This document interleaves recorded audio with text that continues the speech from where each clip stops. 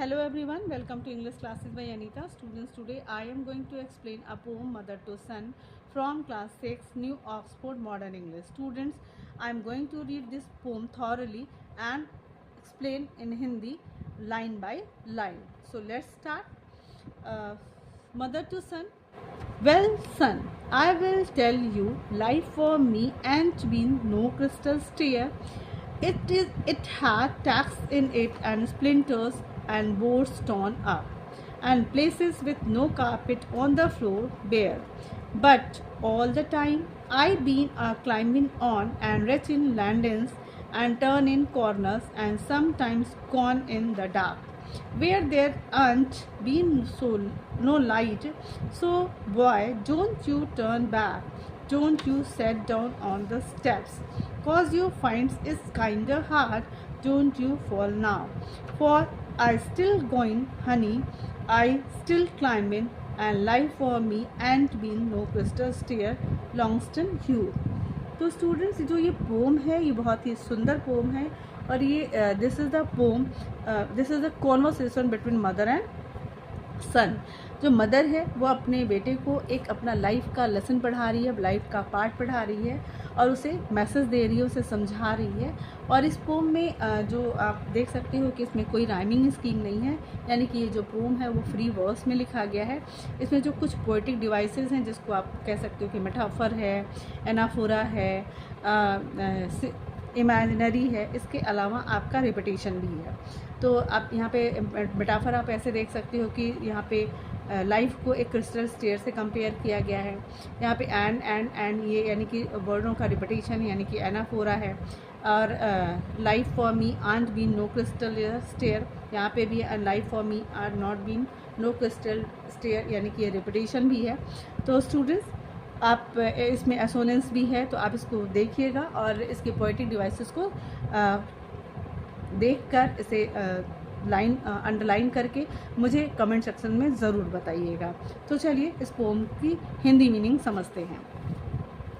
Well son, I will tell you. जो mother है वो अपने बेटे को बताती है कि अच्छा, वेल मतलब अच्छा, सन मतलब बेटा, आई विल टेल यू मैं तुम्हें बताती हूँ, life for me and be no crystal stair, यानी कि जो मेरा जीवन रहा है, मेरा जो लाइफ रहा है, मेरे लिए एक क्रिस्टल स्टेयर नहीं था, यानी कि बहुत ही मुश्किलों से भरा था, हार्ड था, डिफ़िकल्ट था और इसको जीना बहुत मुश्किल था। यानी कि जो मेरा जो लाइफ था वो कोई लग्जरी से स्मूथ लाइफ नहीं था मेरा। यानी कि जो क्रिस्टल स्टेयर को यहाँ पे कहा जाता है, क्रिस्टल मतलब होता है साफ़ सुथरा। यहाँ पे आप देख सकते हो high quality clear colourless glass.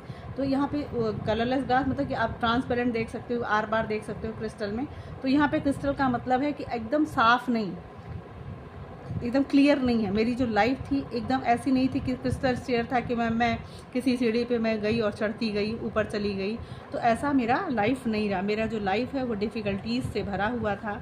It had tax in it, यानी कि जो मेरी सीढ़ी थी, यानी कि मेरी जो लाइफ की सीढ़ी थी उसमें कीलें थीं, यानी कि बहुत ज़्यादा बाधाएँ थीं, रुकावटें थीं और डिफ़िकल्टीज़ थीं। एंड स्प्लिंटर्स मतलब होता है टूटी फूटी लकड़ियाँ, यानी कि जो मेरे सीढ़ी का जो स्टेप था वो टूटी फूटी थी। यानी कि मैं जिस पथ पे चल रही थी, वो मैं जिस रास्ते पे मैं चली आगे, उसमें टूटी फूटी लकड़ियाँ थीं, कीलें थीं।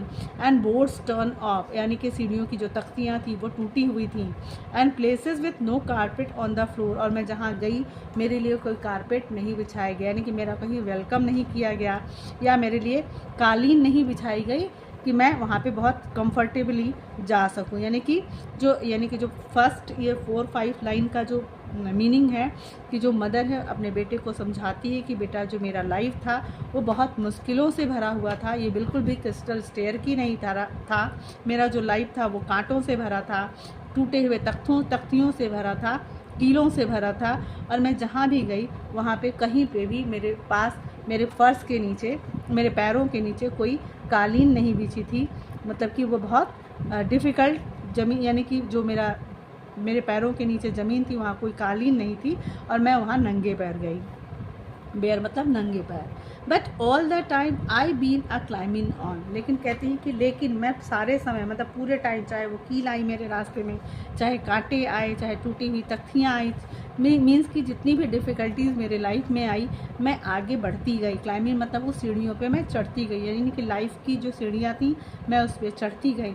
I am rich in landings, और मैं वहाँ तक पहुँची जहाँ पे लैंडिंग्स मतलब होता है जो सीढ़ियों का, जब हम स्टेयर से ऊपर जाते हैं तो एक फ्लैट सरफेस एरिया दिखता है जहाँ पे कोई स्टेयर्स नहीं होते हैं, यानी कि जिसको हम कहते हैं प्लेटफॉर्म। तो वहाँ पे कहती हैं कि मैं सीढ़ियों से चढ़ी और मैं कुछ प्लेटफॉर्म पे भी पहुँची, एंड टर्निंग्स कॉर्नर, और कुछ ऐसे कोनों पे भी पहुँची कर, मतलब कि जो सीढ़ियाँ टर्न हुई, यानी कि जो डिफ़िकल्टीज़ थी थोड़ी और बढ़ी और मैं उस कोने पे भी पहुँची। And sometimes gone in the dark, और मैं ऐसे कोने पे पहुँची जहाँ पे कभी कभी बहुत ज़्यादा अंधेरा था, यानी कि अंधेरा का मतलब था निराशा थी, मैं कोई पॉजिटिविटी नहीं आ रही थी, यानी कि मैं ऐसे कोने में सीढ़ियों से चढ़ते हुए जब मैं लैंडिंग्स पे गई और एक जगह मैं ऐसी जगह पहुंची जहाँ पे कॉर्नर था, यानी कि कोना था, और वहाँ पे कोई भी लाइट नहीं थी, होप नहीं था, उम्मीद नहीं थी। Where there are not been so light, मतलब लाइट, यहाँ लाइट को कंपेयर किया गया है होप से, यानी कि मेरी उम्मीदें ख़त्म हो चुकी थी, मैं अपनी उम्मीद नहीं कर पा रही थी। वेयर देयर आन बीन लाइट, मतलब वहाँ पे कोई रोशनी नहीं थी, मुझे कुछ दिखाई नहीं दे रहा था, मतलब मुझे आगे कैसे बढ़ना है, आगे क्या करना है, मुझे समझने नहीं आ रहा था। सो boy don't U turn back, तो कहते कि इसलिए मेरे बच्चे, boy don't U turn back, मतलब कि अगर तुम्हारे जीवन में कभी भी ऐसी मुश्किल आए कि तुम्हारे पैर, जब तुम आगे बढ़ रहे हो तो कांटे आए, टूटी हुई तख्तियाँ आए, या फिर ऐसा कॉर्नर आए जहाँ पे पूरा अंधेरा हो, जहाँ कोई लाइट, कोई होप दिखाई ना दे रहा हो, तो आप डोंट यू टर्न बैक, कभी भी तुम वापस वहाँ से मत मुड़ना, मतलब हार मत मानना, पीछे मत आना। Don't you set down on the steps, और तुम सीढ़ियों पे बैठ मत जाना, यानी कि तुम फॉरगिव करके, मतलब माफ़ करके या फिर गिव अप करके तुम सीढ़ियों पे बैठ मत जाना। Cause you finds it's kinder hard, cause you find, क्योंकि तुम्हें कभी ऐसा लगने लगे कि ये थोड़ा कुछ मुश्किल है, यानी कि जो रास्ता है, जिस सीढ़ियों पे तुम चढ़ रहे हो वो कुछ ज़्यादा मुश्किल हो गया है। डोंट यू फॉल नाउ, तुम अगर आगे बढ़ते हुए तुम थोड़ा किसी लैंडिंग्स पे, कहीं जगह पे, किसी मुकाम पे पहुंच जाते हो, तो डोंट यू फॉल नाउ, वहाँ पे अपने आप को स्टेबल बनाए रखना, स्थिर बनाए रखना, और वहाँ से गिरना मत। For I will still going Honey, Honey means होता है डार्लिंग, यानी कि मेरे प्यारे बच्चे, अब तुम मुझे देखो, मैं अभी भी आगे बढ़ रही हूँ, यानी कि अपने लाइफ में अभी भी मैं सीढ़ियाँ चढ़ रही हूँ। आई स्टिल क्लाइंबिंग, मैं आगे, अभी भी आगे बढ़ रही हूँ, अभी भी मैं सीढ़ियों को चढ़ रही हूँ। And life for me ain't been no crystal stair, और मेरे लिए जो जीवन था, यानी कि मेरे लिए, या फिर लाइफ जो है, यहाँ पे जो मैसेज है मदर का बेटे को, कि जो जीवन है वो ना मेरे लिए ही और ना ही किसी के लिए क्या है, ये क्रिस्टल स्टेयर नहीं है, यानी कि ये साफ़ सुथरी ऐसी एकदम स्ट्रेट, स्मूथ और लग्जरियस वे नहीं है कि हम आराम से चलते जाएं।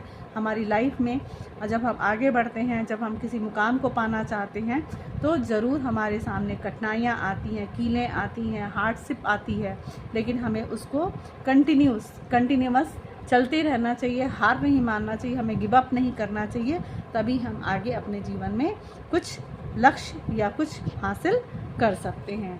तो स्टूडेंट्स, आपने देखा कि इस जो पोएम में मदर ने जो अपने बेटे को मैसेज दिया, वो ये कि जो एक, अगर हम इसको फ्यू लाइंस में अगर इसको पूरी समरी को देखें, तो जो मदर का अपने बेटे को मैसेज है वो ये है कि जो ये लाइफ है वो कांटों भरा हुआ है, वो हार्डशिप है, इसमें डिफ़िकल्टीज़ हैं, अंधेरा है, निराशा है, लेकिन हमें इन सब से भी निराश नहीं होना चाहिए, हमें हताश नहीं होना चाहिए, और अपनी लाइफ में हमेशा आगे बढ़ते रहना चाहिए, और अपनी कठिनाइयों को हमें धीरे धीरे करके ख़त्म करते रहना चाहिए। तो स्टूडेंट्स, मुझे लगता है कि आपको ये पोएम बहुत अच्छे से समझ में आया होगा।